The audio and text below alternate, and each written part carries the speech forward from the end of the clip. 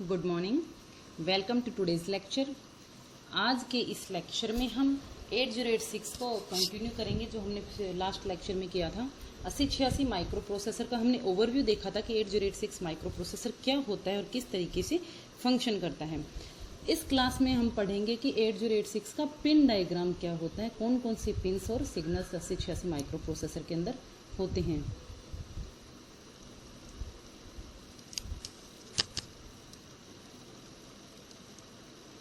ये देखिए, ये है 8086 का पिन डायग्राम। टोटल हमारे पास 8086 में 40 पिन्स होती हैं। ग्राउंड पिन, ये एड्रेस एंड डेटा पिन्स होती हैं। नॉन मास्केबल इंटरप्ट है, INTR, क्लॉक है, ग्राउंड है, VCC है, AD15 से लेकर 19 तक। देन BHE सिग्नल है, मिनिमम मैक्सिमम मोड सेलेक्ट करने के लिए। Read signal, hold, HLDA, hold और HLDA सिग्नल और होल्ड सिग्नल जो हम यूज़ करते हैं वो DMA कंट्रोलर के साथ यूज़ करते हैं। बाहर की डिवाइसेस को सिंक्रोनाइज करने के लिए हम होल्ड सिग्नल यूज़ करते हैं। WR राइट सिग्नल, मेमोरी या फिर input output device. DTR data transmission receiver, DAN signal, ALE, INTA test, ready and reset. ये हमारे पास टोटल 40 पिन्स हैं। अब कौन सी पिन का क्या फंक्शन होता है ये हम डिस्कस करेंगे इस क्लास में। नेक्स्ट देखिए, जो हमारा AD0 से AD15 है, टोटल देखो 8086 में अगर हम बसेस की बात करें तो हमारे पास 20 लाइंस होती हैं। यानी हमारे पास एड्रेस बस का साइज होता है वो 20 बिट होता है। 20 बिट का, इसलिए 20 बिट का डेटा ट्रांसफ़र करने के लिए हमारे पास 20 लाइन होनी चाहिए। तो A0 से लेके AD0 से लेके AD19 तक हमारे पास टोटल 20 लाइंस होती हैं। उन 20 लाइंस में जब हमें डेटा ट्रांसफ़र करना होता है, हम सिर्फ उनमें से 16 लाइंस यानी 0 से लेके 15 तक की लाइंस को हम डेटा ट्रांसफ़र करने के लिए यूज़ करते हैं। और जब हमें एड्रेस ट्रांसफ़र करना होता है हम 20 की 20 लाइंस यूज़ करते हैं। सेम कॉन्सेप्ट है मल्टीप्लेक्सिंग का, जैसा हमने 8085 में पढ़ा था कि क्यों हम हमारे रिसोर्सेज को डिसएडवांटेज मतलब मिस यूज़ करें। हम 20 ही लाइंस हैं क्योंकि हम एक साथ डेटा या एड्रेस तो ट्रांसफ़र करते नहीं। आइधर हम एड्रेस ट्रांसफ़र करते हैं या फिर हम डेटा ट्रांसफ़र करते हैं। अगर हम एड्रेस ट्रांसफ़र कर रहे हैं तो हम मेमोरी से मेमोरी को एड्रेस भेजते हैं। माइक्रो प्रोसेसर इंस्ट्रक्शन देता है कि हमें मेमोरी से ये डेटा लेके आना है। यानी एड्रेस हमेशा यूनिडायरेक्शनल होता है, जो कि माइक्रो प्रोसेसर से मेमोरी तक जाता है। क्योंकि एड्रेस किसका होता है, मेमोरी का होता है। तो माइक्रो प्रोसेसर हमेशा बताता है कि इस एड्रेस से आपको डेटा लेके आना। तो एड्रेस बस यूनिडायरेक्शनल होती है जो मेमोरी तक जाती है। 8085 में आपने 16 लाइंस पढ़ी थी, 16 बिट का पढ़ा था। यहाँ पे 20 लाइंस होंगी जो 20 बिट का एड्रेस लेके जाएंगी। उस पर्टिकुलर एड्रेस जैसे वो मेमोरी पहुंचेगा, उस एड्रेस का डेटा हमारे पास वापस आएगा। यानी हमें वापस अगर डेटा आ रहा है तो डेटा 8 बिट का भी हो सकता है, 16 बिट का भी हो सकता है। 16 बिट से ज़्यादा नहीं हो सकता, इसलिए हम सिर्फ 16 लाइंस का यूज करके ही डेटा को मंगवाएंगे। 16 लाइंस में जब डेटा 16 बिट का आ रहा हो तो कंप्लीट 16 लाइंस यूज करेंगे, जो कि AD0 से AD15 तक की हैं। और अगर उनमें से सिर्फ 8 बिट का आ रहा है तो लोअर ऑर्डर के 8 बिट बसेस को यूज करेंगे, जो कि AD0 से AD7 तक हैं। ठीक है, कॉन्सेप्ट क्लियर हो रहा है। Low order address buses, these are multiplex with data. कि लोअर ऑर्डर की जो एड्रेस बस है, हम एड्रेस बस को वही 2 पार्ट में डिवाइड करेंगे, लोअर ऑर्डर और हायर ऑर्डर। लोअर ऑर्डर की डेटा बस के साथ मल्टीप्लेक्स की गई हैं। When AD lines are used to transmit memory address, the symbol A is used instead of AD7. For example, A0 से A15, वो तो आप लोगों को पता ही है। A0 से A19 तक हम एड्रेस के लिए यूज़ करते हैं और AD0 से AD15 तक हम डेटा के लिए यूज़ करते हैं। When data is transmitted over AD lines, the symbol D is used in place of AD1. For example, D0 से D7, D8 से D15 और D0 से D15। ये हमारा डेटा ट्रांसफर करना हो तो हम इस तरीके से लिखते हैं, एड्रेस ट्रांसफर करना हो तो इस तरीके से लिखते हैं। कॉमनली हम AD लिखते हैं कि एड्रेस भी लेके जाती है और डेटा भी लेके जाती है। ठीक है, नेक्स्ट देखिए, जो हमारी नेक्स्ट पिन है 38, 37, 36, 35, ये वाली हमारी है हायर ऑर्डर एड्रेस बस, जो AD16 से लेके AD19 तक है। S3, S4, S5, S6 status signals के साथ इनको मल्टीप्लेक्स किया गया है। जब ये एड्रेस लेके जाती हैं तो पिंस एड्रेस लेके जाती हैं। जिस समय डेटा कैरी कर रहा होता है उस समय ये यहाँ पे जो स्टेटस है वो शो करती हैं। S3, S4, S5 और S6 का मतलब क्या है, क्या क्या इनकी वैल्यूज होती हैं। ये जब डेटा कैरी करती हैं उस समय हमारे स्टेटस को डिस्प्ले करती हैं। ठीक है, higher order data bus, these are multiplex with status signals. Okay, अब देखिए एड्रेस और स्टेटस लाइन्स में क्या हो। जो S5 और S6 जो स्टेटस लाइन्स हैं वो AD15 और AD19 लाइंस के साथ A19 और A18 लाइन के साथ मल्टीप्लेक्स की गई हैं। अब देखिए S5 का मतलब क्या होता है, the status of the interrupt enable flag is indicated through this बस, कि S5 जो वैल्यू है वो ये बताती है कि जो इंटरप्ट इनेबल फ्लैग है वो इनेबल है या डिसेबल है, 1 है तो इनेबल है, 0 है तो डिसेबल है, उस वैल्यू को S5 सिग्नल के द्वारा प्रदर्शित किया जाता है। S5 जो स्टेटस लाइन है वो बताती है, अगर वो हाई है तो इसका मतलब है इंटरप्ट इनेबल फ्लैग है जो इनेबल है, अदरवाइज डिसेबल है। S6 सिग्नल क्या है, S6 जो लाइन है वो क्या इंडिकेट करती है, when low it indicates that 8086 is in control of the bus during a hold acknowledge clock period, the 8086 tri states the S6 pin and this allows another bus master to take control of the status bus. S6 pin का मतलब ये होता है, देखिए S6 pin actually आप लोगों को अभी हम पढ़ेंगे DMA क्या होता है, डायरेक्ट मेमोरी एक्सेस क्या होता है माइक्रो प्रोसेसर्स के अंदर। जब हम माइक्रो प्रोसेसर से कोई एक्सटर्नल डिवाइस कनेक्ट करते हैं तो उस डिवाइस को फंक्शनिंग के लिए, डेटा ट्रांसफर करने के लिए माइक्रो प्रोसेसर की बसेस की ही आवश्यकता होती है। बसेस वही यूज होंगी जो माइक्रो प्रोसेसर के पास है। तो वो डिवाइस क्या करेगी, खुद का डेटा पहले माइक्रो प्रोसेसर को भेजेगी, माइक्रो प्रोसेसर वो डेटा मेमोरी में ले जाकर स्टोर करेगा। जैसे मान लीजिए एक एग्जांपल दे रही हूँ, आपके पास हार्ड डिस्क आप अपने लैपटॉप से कनेक्ट करते हो, लैपटॉप की मेमोरी के अंदर वो डेटा सेव करना है आपको, तो आप लैपटॉप के अंदर जो प्रोसेसर लगा हुआ उससे परमिशन मांगते हैं कि मुझे मेरे हार्ड डिस्क का जो डेटा है वो ट्रांसफ़र करके इस मेमोरी में स्टोर करना है। तो क्या करते हैं, हार्ड डिस्क परमिशन देता है, प्रोसेसर परमिशन देता है बसेस को कि डायरेक्टली तुम मेमोरी से और हार्ड डिस्क के बीच में डेटा ट्रांसफ़र कर लो, प्रोसेसर के वर्क को डिस्टर्ब मत करो, प्रोसेसर अपना काम करता रहेगा। इसको बोलते हैं DMA करना, डायरेक्ट मेमोरी एक्सेस करना। नहीं, एक्चुअल में क्या होता है, जो भी बाहर से हम डिवाइस कनेक्ट करेंगे प्रोसेसर से, वो डिवाइस अपना डेटा भेजेगी माइक्रो प्रोसेसर के अंदर, और माइक्रो प्रोसेसर फिर उस डेटा को मेमोरी के अंदर भेजेगा। तो मतलब एक तो घूम के जा रहे हैं, बाहर की डिवाइस से माइक्रो प्रोसेसर से मेमोरी, और दूसरा केस ये होता है कि माइक्रो प्रोसेसर कहेगा, परमिशन देगा अपनी बसेस की कि तुम मेरे पास जो बसेस हैं उनको ले लो और अपना डेटा आदान प्रदान करके वापस मुझे मेरी बस लौटा देना। तो जो उस समय क्या होगा, जो बाहर की डिवाइस कनेक्ट है वो माइक्रो प्रोसेसर की मेमोरी है जो उससे डायरेक्ट कम्युनिकेट कर लेती है, डायरेक्ट डेटा का आदान प्रदान कर लेती है। और जो माइक्रो प्रोसेसर का टाइम वेस्ट हो रहा था हर साइकिल को डेटा ट्रांसफ़र करने के लिए, कितना इंस्ट्रक्शन एग्जीक्यूट करना पड़ रहा था, वो जो टाइम सेव हो रहा है वो सेव हो जाता है DMA की वजह से। ठीक है, तो DMA के केस में जो बसेस का स्टेटस होता है वो होता है ट्राई स्टेट कर देता है। 86 माइक्रो प्रोसेसर बसेस को, चाहे कोई सा भी प्रोसेसर हो, बसेस को ट्राई स्टेट कर देता है, यानी वो यूज़ नहीं कर रहा है बसेस को। तो जो S6 पिन है वो बताती है कि 8086 के पास बसेस का कंट्रोल है या नहीं है। यानी अगर S6 की वैल्यू लो है इसका मतलब 8086 के पास है बसेस का कंट्रोल, और अगर S6 की वैल्यू हाई है इसका मतलब है बसेस का कंट्रोल किसी और के पास है, माइक्रो प्रोसेसर के पास नहीं है। ये दो स्टेटस लाइन ये शो करती हैं। आ गया समझ में? जब बसेस एड्रेस और डेटा बस की जो मल्टीप्लेक्स लाइन्स हैं 0 से लेकर 19 तक, जब एड्रेस लेके जाती हैं तो 19 की 19 लाइन्स यूज होती हैं, डेटा लेकर जाती हैं तो 0 से 15 तक की लाइन्स यूज होती है। बची हुई लाइन्स हैं वो स्टेटस बताती हैं कि क्या स्टेटस चल रहा है उस समय। अगर S5 लाइन बताती है इंटरप्ट इनेबल फ्लैग का स्टेटस, S6 लाइन बताती है कि कंट्रोल ऑफ बस किसके पास है, बसेस का कंट्रोल किसके पास है। नेक्स्ट है S3 और S4 सिग्नल, जो कि A16 और A17 के साथ मल्टीप्लेक्स किए गए हैं। ये बताते हैं कि कौन से सेगमेंट रजिस्टर से वर्क किया जा रहा है, S4 और S3 की वैल्यू। अब देखिए आगे हम पढ़ेंगे माइक्रो प्रोसेसर 8086 में कि इसकी जो टोटल मेमोरी है उसको सेगमेंट्स में डिवाइड किया जाता है, मतलब छोटे छोटे पार्ट्स में डिवाइड कर दिया गया है और उनको नाम दे दिया गया है अलग अलग सेगमेंट्स। ठीक है, code segment, stack segment, data segment और एक्स्ट्रा सेगमेंट।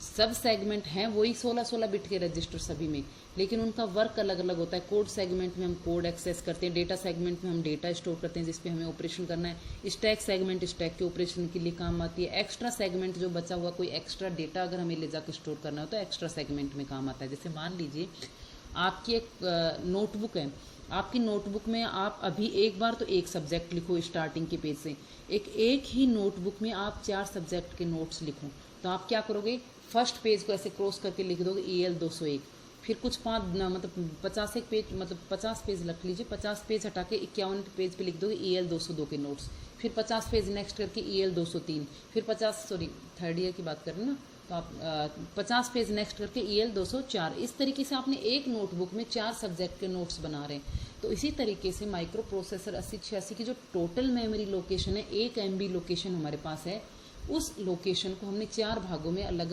अलग विभाजित कर दीजिए। जैसे मान लीजिए एक ब्लैंक आपके पास अलमारी है, मतलब उसके पास रैक्स नहीं है, अलमारी ऊपर से नीचे से खाली अलमारी है, अलमारी में कुछ भी नहीं है, मतलब अभी वो बन रही है, कंस्ट्रक्शन हो रहा है, उसमें रैक्स डिवाइड नहीं की गई है। तो ये तो हो गई हमारी ओरिजिनल मेमोरी। अब उस ओरिजिनल मेमोरी को अगर हम उस अलमारी को हम 4 रैक्स बना देते हैं तो 4 भागों में विभाजित हो गई है। पहले भाग को नाम दे दिया कोड सेगमेंट, फिर डेटा सेगमेंट, फिर स्टैक सेगमेंट और फिर एक्स्ट्रा सेगमेंट। यानी उस कंप्लीट अलमारी के हमने 4 पार्टीशन कर दिए। इसी तरीके से मेमोरी की हमने 4 पार्टीशन कर देते हैं। और जो फर्स्ट पार्टीशन है उसमें हम एक सब्जेक्ट की फाइल, दूसरे में दूसरे सब्जेक्ट की फाइल, तीसरे में तीसरे सब्जेक्ट की फाइल और फोर्थ में फोर्थ सब्जेक्ट की फाइल रखते हैं। यानी हमने सिर्फ हमारे डेटा को सेपरेट कर लिया ताकि कंफ्यूजन नहीं हो कि हमें कोड सेगमेंट में सिर्फ कोड्स रखने हैं, डेटा सेगमेंट में सिर्फ डेटा रखना है। इस तरीके से हमने मेमोरी को सेगमेंट कर दिया है, पार्ट्स में डिवाइड कर दिया है। 8086 में टोटल मेमोरी को सेगमेंट कर दिया जाता है और किस समय माइक्रो प्रोसेसर कौन से सेगमेंट से डेटा कैरी कर रहा है ये डिसाइड किया जाता है S3 और S4 लाइंस के द्वारा, जिनको बोलते हैं स्टेटस लाइन। S4 और S3 की वैल्यू जैसा शो हो रहा है आप लोगों को स्लाइड में, अगर 0 वैल्यू है इसका मतलब एक्स्ट्रा सेगमेंट है, 0 मतलब स्टैक सेगमेंट, 10 मतलब कोड सेगमेंट और 11 मतलब डेटा सेगमेंट। ये हमारी वैल्यूज बताती हैं कि कौन से सेगमेंट के साथ वर्क कर रहा है उस समय माइक्रो प्रोसेसर। ओके, नेक्स्ट हम पिन्स एंड सिग्नल्स में कंटिन्यू करते हैं। BHE सिग्नल क्या होता है? बस हाई इनेबल, जो कि साथ में कौन सी लाइन है? S7 स्टेटस लाइन है। It is use to enable data on to the most significant half of the data bus. ये एक एक्टिव लो सिग्नल है, ठीक है। Sorry. 8 bit devices connected to upper half of the data bus uses BHE active low signal. It is multiplexed with the status line S7. Actually क्या होता है? बस high enable signal होता है। देखो मैंने जब मेमोरी बैंकिंग का कॉन्सेप्ट आप क्लास में बता रही थी तो उस समय बता रही थी कि जो ओड लाइंस हैं, जो ओड मेमोरी है, ओड बैंक है, उसको हम इनेबल करने के लिए BHE का यूज करते हैं। अब आप लोग अपनी नोटबुक निकालिए। नोटबुक में मैंने एक क्लास ली थी तो उसमें समझाया था, एक 16 बिट का रजिस्टर बनाइए, ठीक है। 16 बिट का आप रजिस्टर ड्रॉ करते हैं इस तरीके से, एक 16 बिट का रजिस्टर बना दीजिए, ठीक है। 0 से लेके 15 तक का। अब 0 से लेके 7 तक के एक तरफ, मतलब बीच में लाइन खींच दी, 0 से 7 तक का तो हाफ एक तरफ हो गया, 7 से लेके 15, 8 से लेके 15 तक का एक हो गया, यानी 8 ब्लॉक तो इधर हो गए, 8 ब्लॉक इधर हो गए। जो ये नीचे वाले 8 ब्लॉक हैं इसको तो LS भी बोलते हैं, ऊपर वाले 8 ब्लॉक को MS भी बोलते हैं, ठीक है। जो लोअर पार्ट है, नीचे वाला ब्लॉक है, उस ब्लॉक को हम बोलते हैं। अब जैसे मेमोरी देखो, इसी को मैं नीचे की तरफ अगर ऐसे कैरी करती हूँ तो मेमोरी ऐसे ही 16 लाइंस होती है, 16 बिट होती हैं एक लोकेशन पे, नेक्स्ट पे 16, नेक्स्ट पे 16, नेक्स्ट पे 16। जैसे आपकी कॉपी है ना, उसमें एक रो में अगर आप 16 बनाओगे, 16 मतलब 16 बार वो क्या कहते हैं ब्लॉक्स बनाओगे, तो नेक्स्ट रो में 16 ब्लॉक्स, फिर नेक्स्ट रो में 16 ब्लॉक्स, जैसे हम रजिस्टर ड्रॉ करते हैं इस तरीके से बनाओगे। और उसको फिर 2 पार्ट में डिवाइड कर दो, 8 वाले पोर्शन के बीच में सीधी लाइन खींच दो, ऊपर से नीचे हॉरिजॉन्टल मतलब 90 डिग्री परपेंडिकुलर लाइन। तो नीचे वाले 8 बिट का रजिस्टर 1 हो गया और ऊपर वाला 8 बिट का रजिस्टर 1 हो गया। ये जो नीचे वाला रजिस्टर होता है इनको इवन रजिस्टर का बैंक हो गया, ये ऊपर से नीचे जो 8 बिट की, और ये वाला जो पोर्शन हो गया वो ओड बैंक का हो गया, ठीक है। बस हाई इनेबल सिग्नल का क्या काम होता है? BHE सिग्नल होता है जो ये वाले बैंक को सेलेक्ट करने काम होता है। जब मान लीजिए हम 16 बिट का डेटा भेज रहे हैं, तो 16 बिट का डेटा भेज रहे हैं तो हमारा 16 बिट के रजिस्टर में ऐसे कैसे जाके कॉपी हो जाएगा। सेकंड केस में मान लीजिए हम 8 बिट का डेटा भेज रहे हैं, तो वो 8 बिट का डेटा भेज रहे हैं, हमारे पास रजिस्टर यहाँ पे 16 बिट का रजिस्टर है, तो उस डेटा को हम नीचे वाली 8 बिट पे भी सेव कर सकते हैं और ऊपर वाली 8 बिट पे भी सेव कर सकते हैं। नीचे वाली 8 बिट को हम बोलते हैं इवन बैंक, ऊपर वाली 8 बिट को, मेमोरी की बात कर रहे हैं, 16 बिट के एक लोकेशन पे 16 बिट डेटा स्टोर होता है मेमोरी में, ठीक है। उस 16 बिट में नीचे वाली 8 बिट इवन बैंक, मतलब 0 से लेके 7 तक वाली इवन बैंक और 8 से लेके 15 वाली ओड बैंक। अब उस डेटा को हमें ओड बैंक में सेव करना है या इवन बैंक में सेव करना है, ये कौन सा सिग्नल डिसाइड करेगा? अगर हमने बस हाई इनेबल को एक्टिव लो किया है, एक्टिव लो यानी इसकी वैल्यू अगर 0 है तो ये 1 की तरह काम करेगा, 0 के बार 1 होता है ना, तो BHE की वैल्यू 1 हो जाएगी। यानी अगर ये सिग्नल लो है, BHE बस हाई इनेबल, हाई मतलब हाई वाली वैल्यूज में सेव करनी है, बस हाई इनेबल एक्टिव है, तो हम उस 8 बिट के डेटा को ओड रजिस्टर में, ओड बैंक में सेव करेंगे, ऊपर वाली जगह ले जाकर सेव करेंगे। और अगर ये 1 है तो हम A0 की वैल्यू हमारी 0 है, उस केस में हम इसको इवन बैंक में स्टोर करेंगे। यानी ये वैल्यू कब काम आती है, जब हमें 8 बिट का डेटा स्टोर करना है, तो वो 8 बिट का डेटा हमें इवन बैंक यानी नीचे वाले पोर्शन में स्टोर करना है या ऊपर वाले पोर्शन में स्टोर करना है, ये डिसाइड करता है BHE सिग्नल। अगर BHE की वैल्यू लो है तो बस हाई इनेबल एक्टिव है, क्योंकि एक्टिव लो सिग्नल है तो लो वैल्यू पे ये एक्टिव हो जाएगा। तो लो वैल्यू पे एक्टिव होगा यानी उसे यहाँ पर हम ऊपर वाली लोकेशन पर उसको स्टोर करेंगे, ओड बैंक में ले जाके उस डेटा को स्टोर हम करेंगे। तो ये डिसाइड किया जाता है BHE सिग्नल के द्वारा। ओके,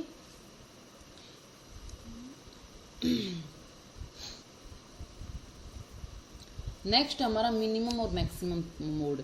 मिनिमम और मैक्सिमम, मिन मैक्स की वैल्यू अगर 0 है तो मैक्सिमम मोड सेलेक्ट होता है, 1 है तो मिनिमम मोड सेलेक्ट होता है। कि माइक्रो प्रोसेसर कौन से मोड में वर्क कर रहा है ये डिसाइड किया जाता है मिनिमम और मैक्सिमम पिन के द्वारा।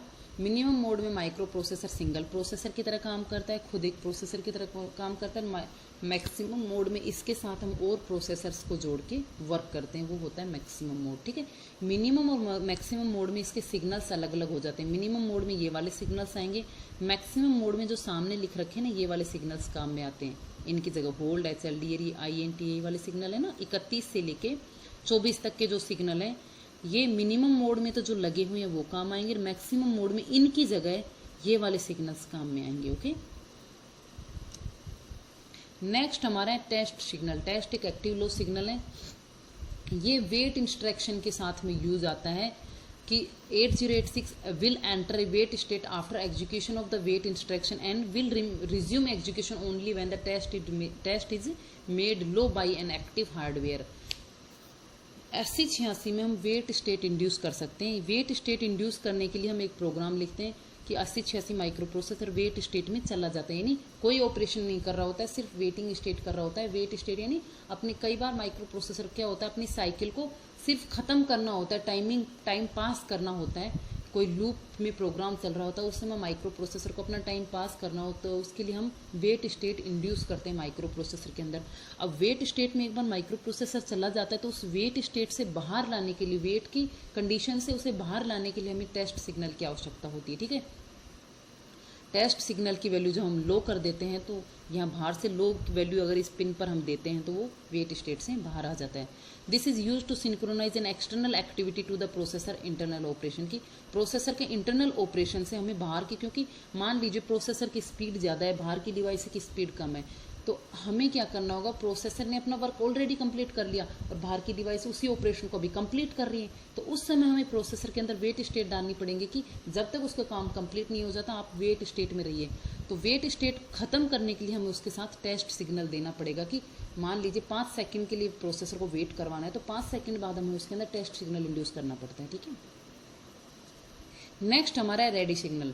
This is the acknowledgement from the slow devices. ये देखो रेडी सिग्नल के ऊपर आपके ऑब्जेक्टिव बहुत बार क्वेश्चन आया है, इवन टेस्ट में भी मैंने दिया था, शायद आप लोगों के 207 में दिया है मैंने। रेडी सिग्नल का क्या यूज होता है? रेडी सिग्नल का यूज होता है स्लो पेरिफेरल्स को इंटरफेस करने के लिए माइक्रो प्रोसेसर के साथ, चाहे वो 8086 हो चाहे वो 85 हो, कोई सी भी डिवाइसेस हो।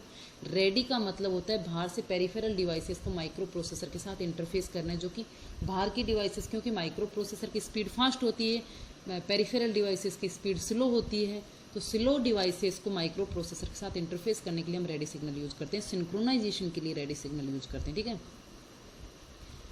नेक्स्ट हमारा है रीसेट इनपुट। माइक्रो प्रोसेसर को एक्सटर्नली रीसेट करने के लिए हम रीसेट सिग्नल यूज करते हैं।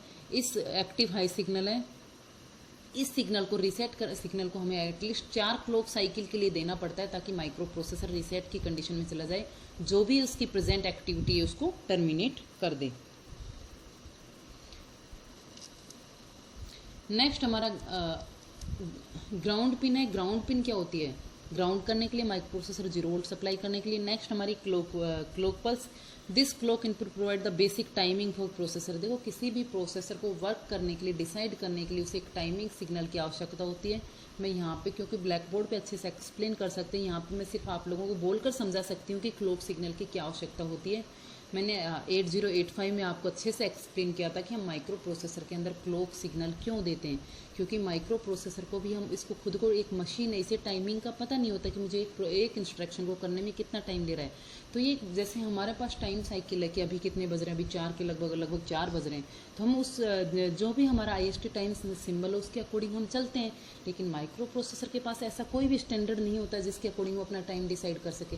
तो माइक्रो प्रोसेसर में क्लॉक पल्स दी जाती है। एक क्लॉक पास होने का मतलब है मतलब अगर मानो तो एक साइकिल पास हो गई है, और अगर अपनी लैंग्वेज में बोले तो एक क्लॉक पल्स पास होने का मतलब 1 सेकंड पास हो गया, दूसरी क्लॉक पल्स कंप्लीट पास हुई, दूसरा सेकंड पास हो गया। गेट से जितनी क्लॉक पल्स पास होती रहती हैं वो काउंट होती रहती हैं, और वो काउंट होती रहती है। अगर 5 क्लॉक पल्स पास हुई तो इसका मतलब 5 सेकंड का टाइम पास हो गया है। इस तरीके से माइक्रो प्रोसेसर अपना टाइम डिसाइड करता है। और टाइमिंग के लिए माइक्रो प्रोसेसर में क्लॉक पल्स दी जाती है। 8086 में जो हम क्लॉक पल्स देते हैं उसकी ड्यूटी साइकिल होती है 33%। ठीक है, नेक्स्ट हमारा है INTR पिन। INTR यानी इंटरप्ट रिक्वेस्ट पिन।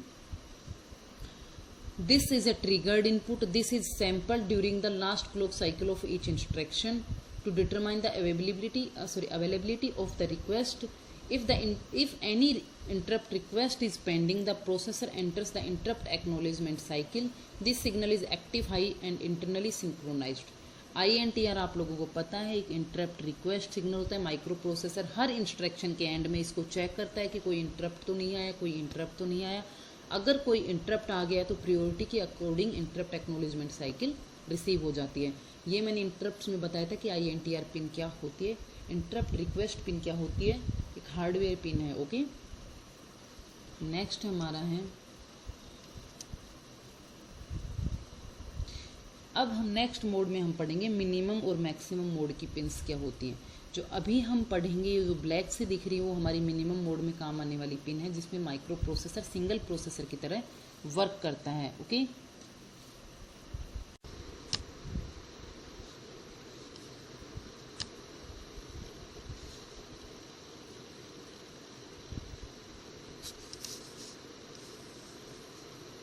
हम बात कर रहे थे कि मिनिमम और मैक्सिमम मोड में हमारे पास कौन कौन सी पिन्स अवेलेबल होती हैं। अब देखिए, पहले हम पढ़ेंगे कि मिनिमम मोड में हमारे पास कौन कौन सी पिन्स होती हैं। मिन और मैक्स पिन होती है, वो सेलेक्ट करने का काम आती है कि माइक्रो प्रोसेसर 8086 उस समय मिनिमम मोड में वर्क कर रहा है या मैक्सिमम मोड में। बात करते हैं जब मिनिमम मोड की, तो मिनिमम मोड में माइक्रो प्रोसेसर सिंगल प्रोसेसर की तरह वर्क करता है। देखो, in minimum mode of operation the microprocessor do not associate with any coprocessors and can not be used for multiprocessor system. कि minimum mode में microprocessor किसी भी अन्य प्रोसेसर के साथ वर्क नहीं करता, मल्टी प्रोसेसर सिस्टम की तरह काम नहीं करता है, यानी सिंगल प्रोसेसर की तरह वर्क करता है। In the maximum mode the 8086 can work in multi processor और को प्रोसेसर कॉन्फ़िगरेशन। कि 8086 के मैक्सिमम मोड में माइक्रो प्रोसेसर या तो मल्टी प्रोसेसर की तरह काम करता है या साथ में कोई अन्य प्रोसेसर के साथ एसोसिएट करके वर्क करता है। मिनिमम और maximum mode operations are decided by the pin min and max, जो कि एक एक्टिव लो है। मैक्स एक एक्टिव लो है, यानी 0 वैल्यू होगी तो कौन सा मैक्सिमम मोड में वर्क करेगा, और 1 वैल्यू होगी तो मिनिमम मोड में वर्क करेगा। When this pin is high 8086 operates in minimum mode, otherwise it operates in maximum mode. Okay,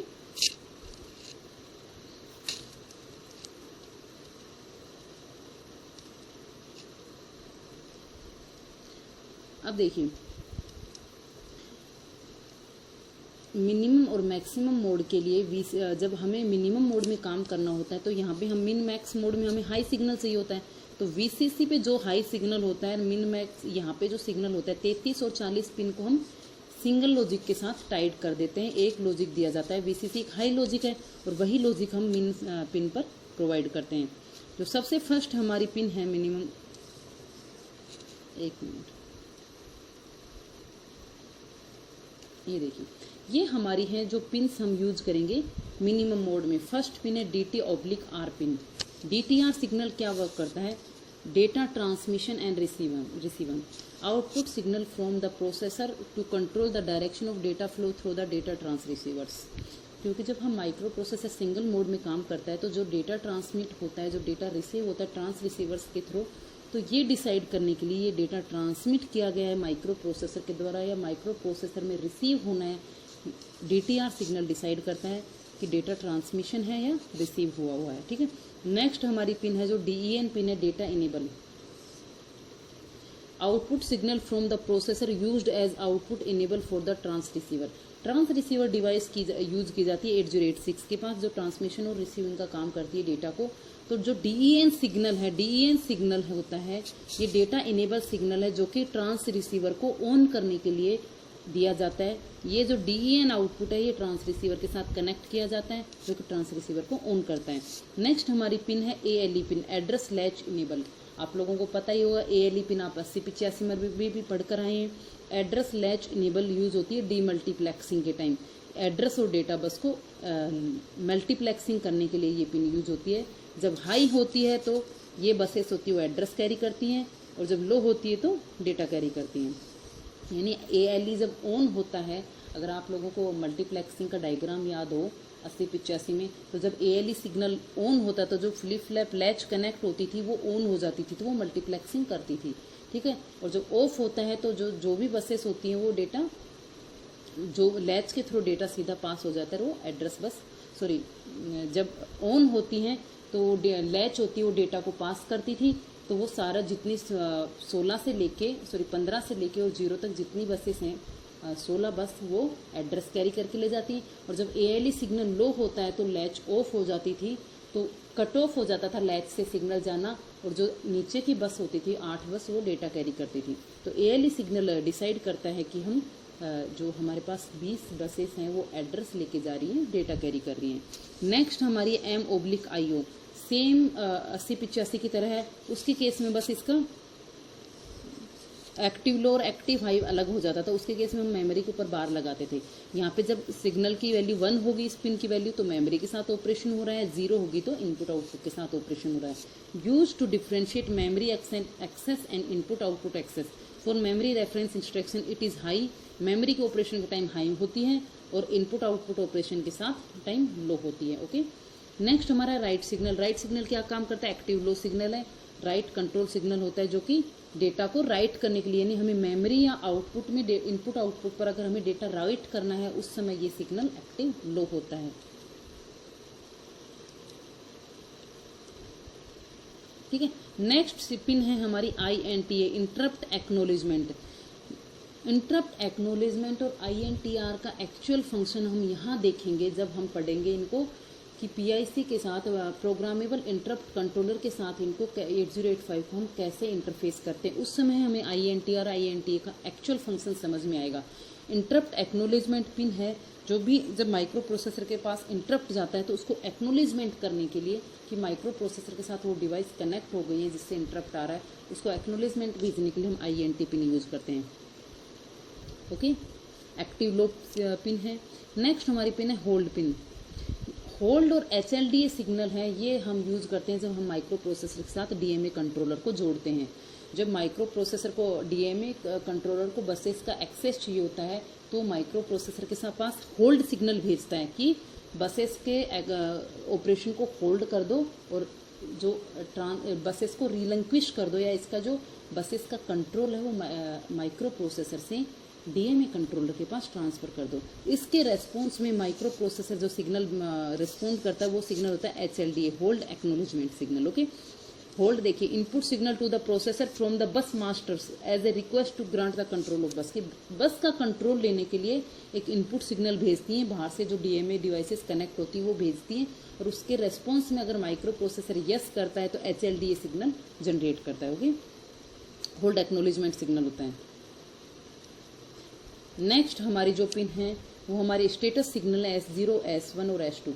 पहले की स्टेटस सिग्नल्स हमने पढ़ लिए हैं जो कि हमने 3, 4, 5, 6, 7 पढ़े हैं। अब जो हम पढ़ेंगे वो हमारे ये 3 सिग्नल हैं, 0, 1 और 2 का क्या मतलब है। ये status signal active low signal है, ये क्या वर्क करते हैं। Used by the 8086 bus controller to generate bus timing and control signal. की बस की टाइमिंग एंड कंट्रोल सिग्नल जनरेट करने के लिए जो हमने 8085 में पढ़े थे ना सिग्नल्स S0 और S1, जो डिसाइड करते थे कि रीड ऑपरेशन है, राइट ऑपरेशन है, इंटरप्ट साइकिल है या फिर होल्ड साइकिल है, कौन सी साइकिल उस समय परफॉर्म हो रही है, ये दोनों मिलके और साथ में IOM सिग्नल मिलके डिसाइड करते थे कि मेमोरी से रीड हो रहा है, इनपुट आउटपुट से रीड हो रहा है, मेमोरी से राइट हो रहा है, इनपुट आउटपुट से राइट हो रहा है, होल्ड ऑपरेशन हो रहा है, डेटा मेमोरी फैच ऑपरेशन हो रहा है। कौन सा ऑपरेशन हो रहा है वो हम स्टेटस सिग्नल से डिसाइड करते, वही सिग्नल यहाँ पे ये काम करते हैं। देखिए S2, S1 और S0 सिग्नल यूज करके डिसाइड करते हैं कि कौन सी मशीन साइकिल उस समय ऑपरेशन कर रही है। तो टेबल से देख लीजिए, जब 0001 वैल्यू होती है तो इंटरप्ट एक्नॉलेजमेंट साइकिल होती है। जब 001 होता है तो रीड इनपुट आउटपुट पोर्ट होता है। अब यहाँ से देखिए मेमोरी और MIOM सिग्नल के अकॉर्डिंग हम डिसाइड करेंगे कि मेमोरी से रीड हो रहा है या इनपुट आउटपुट से रीड हो रहा है। 010 right input output port, 011 hold cycle, ठीक है। 100 कोड एक्सेस के लिए यूज होती है, 101 मेमोरी रीड के लिए, 110 मेमोरी राइट के लिए और 111 कोई इसमें कोई ऑपरेशन नहीं था, पैसिव वैल्यू होती है। ओके, ये हमारे हो गए स्टेटस सिग्नल क्या क्या वर्क करते हैं। नेक्स्ट हमारी जो है वो हम पिन्स पढ़ेंगे। मैक्सिमम मोड की पिन है। हमने अभी जो इससे पहले पिन्स पढ़ी वो सारी मिनिमम मोड में, 24 से लेके 31 की जो पिन्स अवेलेबल हैं, जब मैक्सिमम मोड में वर्क करता है तो वो पिन्स अलग हो जाती है, मिनिमम मोड में वर्क करते हैं तो वो पिन्स अलग हो जाती हैं। सारी पिन अलग नहीं होती, इसमें से कुछ पिन्स अलग हो जाती हैं जो कि अब हम पढ़ेंगे। फर्स्ट हमारी है QS0 एंड QS1। क्यू का स्टेटस बताती है, क्योंकि मैक्सिमम मोड में प्रोसेसर कोई और प्रोसेसर के साथ वर्क करता है। अभी मैंने आप लोगों को क्यू एक्सप्लेन नहीं की है कि माइक्रो प्रोसेसर 8086 में क्यू क्या होती है, जो कि BIU के अंदर प्रेजेंट होती है। 6 बाइट की एक क्यू होती है, वो क्या होती है। एक्चुअली क्यू का कॉन्सेप्ट हमारा पाइपलाइनिंग को डिसाइड करेगा कि पाइपलाइनिंग कैसे वर्क करती है 8086 में। तो सिर्फ अभी के लिए ये समझ लीजिए कि क्यू स्टेटस सिग्नल्स क्या होते हैं। The processor provide the status of queue in these lines, कि क्यू का क्या स्टेटस है। The queue status can be used by external devices to track the internal status of the queue in 8086। क्योंकि जब हम साथ में और प्रोसेसर भी इसके साथ अटैच करते हैं तो वो प्रोसेसर देखना चाहते हैं कि माइक्रो प्रोसेसर 8086 जो उस समय हम जिसकी बात कर रहे हैं उसके इंटरनली क्या वर्क चल रहा है, वो क्यू के अकॉर्डिंग डिसाइड होता है कि कौन सा ऑपरेशन चल रहा है, क्यू में कितनी इंस्ट्रक्शन प्रेजेंट है, कितना हो गया है। ये डिसाइड करने के लिए साइड जो इसके साथ में प्रोसेसर्स कनेक्ट होते हैं, को प्रोसेसर्स होते हैं, वो ये चीज़ देख सकते हैं। उसके लिए क्यू स्टेटस सिग्नल्स यूज़ किए जाते हैं। QS1 एंड QS0, जब 00 इनकी वैल्यू होती है तो क्यू में कोई ऑपरेशन नहीं होता है। 01 होती है तो जो क्यू के अंदर फर्स्ट बाइट स्टोर होती है कोड की, उसके ऊपर ऑपरेशन होता है। 10 होता है तो क्यू को एम्प्टी करना होता है। 11 होता है तो क्यू से नेक्स्ट बाइट आने वाली होती है। यानी ये वैल्यूज डिसाइड करती है कि 10 इसका मतलब क्यू एम्प्टी है, 00 इसका मतलब कोई ऑपरेशन नहीं हो रहा है, 01 है इसका मतलब फर्स्ट बाइट आई है, 11 का मतलब है सब्सिक्वेंट बाइट्स का ऑपरेशन चल रहा है। ओके, नेक्स्ट हमारा है RQ/GT और RQ/GT1 सिग्नल। ये सिग्नल क्या काम करते हैं, रिक्वेस्ट और बस ग्रांट सिग्नल है। ये सिग्नल होते हैं जब हम बाहर से प्रोसेसर से कोई और डिवाइसेस बसेस की रिक्वेस्ट करती है, क्योंकि साथ में मैक्सिमम मोड में क्या होता है, मल्टी प्रोसेसर सिस्टम होता है। तो कोई और प्रोसेसर को अगर बसेस की रिक्वेस्ट चाहिए होती है तो ये सिग्नल यूज किया जाता है, request and bus grant signal. Okay, RQ मतलब बस रिक्वेस्ट और GT मतलब ग्रांट, रिक्वेस्ट एंड ग्रांट। तो ये बसेस के लिए होता है, इसलिए bus request and bus grant signal. अब देखिए क्या होता है bus request and bus grant signal. These request are दो सिग्नल हैं, RQ एंड GT0 और RQ and GT1। These requests are used by the other local bus master to force the processor to release the local bus at the end of the processor's current bus cycle। कि जब और maximum mode में work करता है तो उस समय क्या होता है कि माइक्रो प्रोसेसर की बसेस को कोई और प्रोसेसर भी यूज़ करना चाहता है, ठीक है। तो वो क्या करेगा, रिक्वेस्ट बस पे मोड रिक्वेस्ट सिग्नल पे, इस सिग्नल भेजेगा, सिग्नल पर नहीं, रिक्वेस्ट मोड पे सिग्नल भेजेगा कि मुझे बसेस की रिक्वेस्ट करनी है। माइक्रो प्रोसेसर को क्या करना होगा, जो करंट इंस्ट्रक्शन है उसको एग्जीक्यूट करने के बाद बसेस को रिलंक्विश करना होगा, छोड़ना होगा, रिक्वेस्ट ग्रांट कर देता है। तो ये सिग्नल डिसाइड करते हैं कि बस की रिक्वेस्ट आई है या रिक्वेस्ट ग्रांट हुई है या नहीं हुई है। 0 का मतलब रिक्वेस्ट, 1 का मतलब ग्रांट, 0 का मतलब रिक्वेस्ट, 1 का मतलब ग्रांट हो गई, ग्रांट यानी परमिशन मिल गई। ओके, ये हमारे मैक्सिमम मोड के सिग्नल्स हैं। नेक्स्ट हमारा सिग्नल है लॉक सिग्नल। देखिए लॉक सिग्नल क्या होता है, an output signal activated by the lock prefix instruction remain active until the completion of the instruction prefixed by the locks. The 8086 output low on the lock pin while execution and instruction prefixed by the lock to prevent other bus master from getting control of the system bus. ये दोनों signal, request grant signal and lock signal, एक दूसरे से जुड़े हुए हैं। जब micro processor को अपनी बसेस का नहीं छोड़ना होता है, अपनी बसेस का कंट्रोल किसी और प्रोसेसर को नहीं देना होता है, तो उस समय क्या कर देता है, ये लॉक को एक्टिवेट कर देता है, लॉक की वैल्यू 0 कर देता है, ऑन कर देता है। एक्टिव लो सिग्नल है, ठीक है। तो अगर वो लॉक कर देता है, लॉक सिग्नल हाई हो जाता है, तो यानी माइक्रो प्रोसेसर ने अपनी बसेस के कंट्रोल को लॉक कर दिया है। अब वो बसेस की रिक्वेस्ट को रिसीव नहीं करेगा। ओके, ये इसी के साथ हमारा यहाँ आज का लेक्चर ख़त्म होता है। आज हमने पढ़े 8086 की टोटल कितनी पिन्स हैं, कौन कौन से मोड में कौन कौन सी पिन वर्क करती हैं। 40 पिन होती हैं। 40 पिन को मैक्सिमम और मिनिमम मोड में अगर हम बात करते हैं तो कुछ पिन डिफरेंट हो जाती हैं, उनके क्या पिन्स के क्या क्या फंक्शन होते हैं ये हमने पढ़ लिया है। नेक्स्ट क्लास में हम पढ़ेंगे 8086 का आर्किटेक्चर क्या होता है, ठीक है। थैंक यू, आई होप आप लोगों को समझ में आया होगा। Have a wonderful day.